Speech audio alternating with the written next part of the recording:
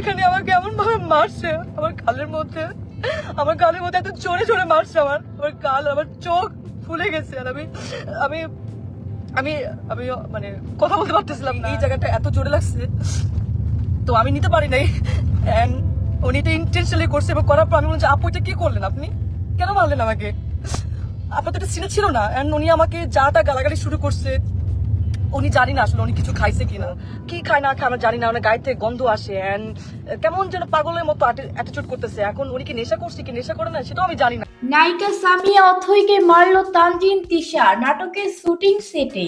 সামিয়া অথই উপহার নিয়ে আসছিল তানজিন তিশার জন্য, কিন্তু সেই উপহার গ্রহণ করেনি তানজিন তিশা। উল্টো অথইকে সবার সামনে মারলো এবং অপমান করলো। এরপরে কেঁদে কেঁদে লাইভে এসে সব বলে সামিয়া অথই। সে বলে, ফারহানের সাথে আমি নাটক করায় রেগে গেছে তানজিন তিশা।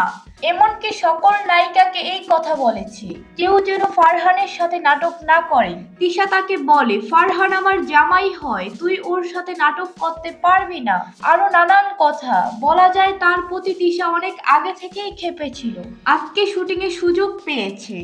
তাদের একটা সিন ছিল, অথই তিশাকে থাপ্পড় দিবে, তারপর তিশা চলে যাবে।